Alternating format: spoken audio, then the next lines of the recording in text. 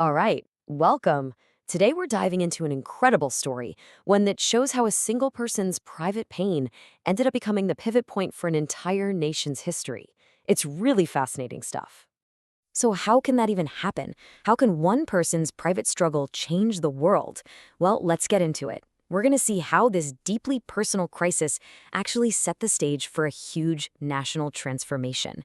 But first, to really get it, we need to understand the big picture. What was going on in the nation at the time? Okay, so to really grasp Hannah's story, you got to understand the world she was living in. We're talking about ancient Israel during the era of the Judges. And let me tell you, this was a dark, dark time, a period of deep spiritual and political decay. So, first off, you had massive corruption.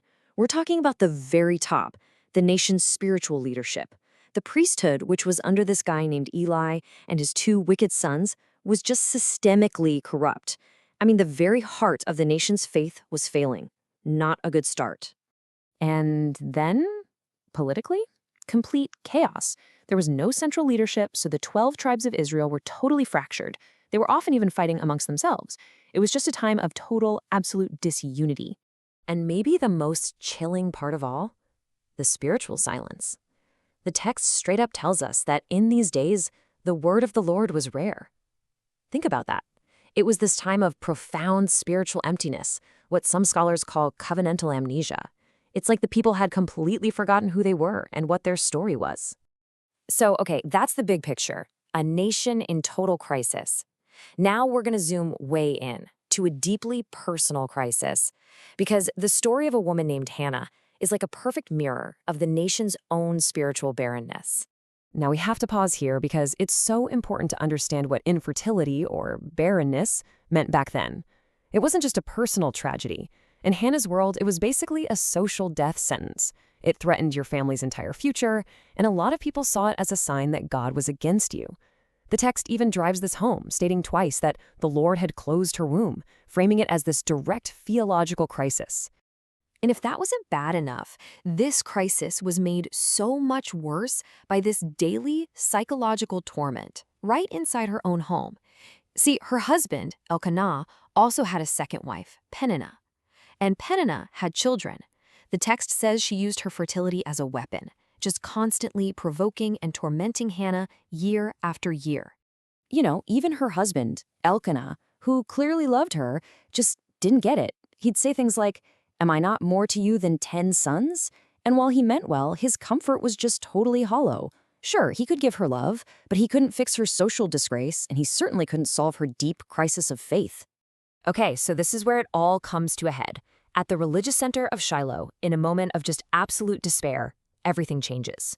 Hannah does something radical. She bypasses all the failed human systems around her, the corrupt priests, her own well-meaning but clueless family, and she takes her case directly to God.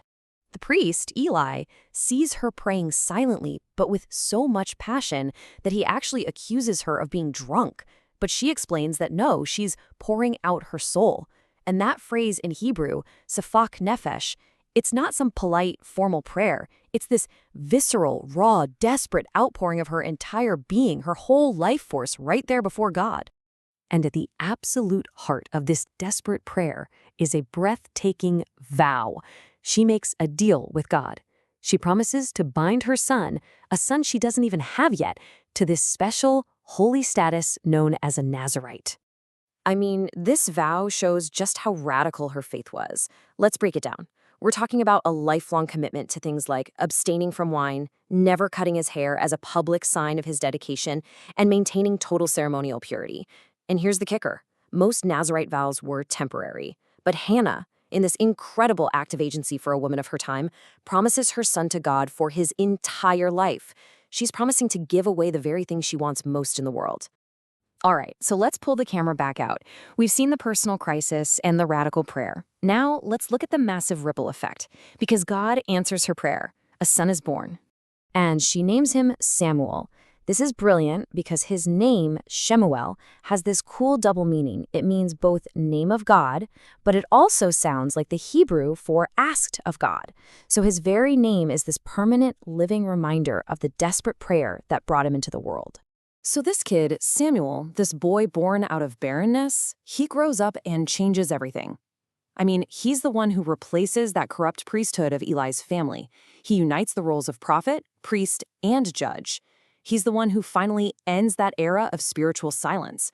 And ultimately, he becomes the kingmaker who anoints both Saul and later the great King David. He literally bridges the gap from the dark age of the judges to the new era of the monarchy. And when Hannah fulfills her vow, when she brings her young son back to the temple to give him to God, she offers this incredible song of praise. And this song introduces a radical idea, a theme that really defines her whole story, what we can call the Great Reversal. This idea that God's power systematically flips the world's hierarchies upside down. And this is where the story's legacy just gets amazing. The theological framework that Hannah lays out in her song, it doesn't just fade away. It echoes for over 1,000 years, right into the pages of the New Testament. Seriously, look at this. The parallel is just undeniable. Over a millennium later, you have Mary, another young woman in humble circumstances chosen by God for an incredible task. And when she breaks out in a song of praise, what's now known as the Magnificat, she uses Hannah's exact theological blueprint. The themes are identical: rejoicing in God, the great reversal of fortunes for the powerful and the humble, God's total sovereignty. It is a direct, unmistakable echo across the centuries. So what does this all mean? Well, it reveals this really consistent pattern. From the total chaos of the judges all the way to the birth of the Messiah, you see these immense, world-changing historical events being born from profound personal suffering and radical private faith. It hammers home this core idea that true strength and renewal don't come from the top down, from established power structures. No, they come from the most unexpected places, from weakness and from devotion. And that really leaves us with something to think about. This ancient pattern of God bringing hope from despair, bringing life from barrenness, is a theme that runs through the whole story. And it kind of invites us to look around and wonder, where might that be happening right now in our own world?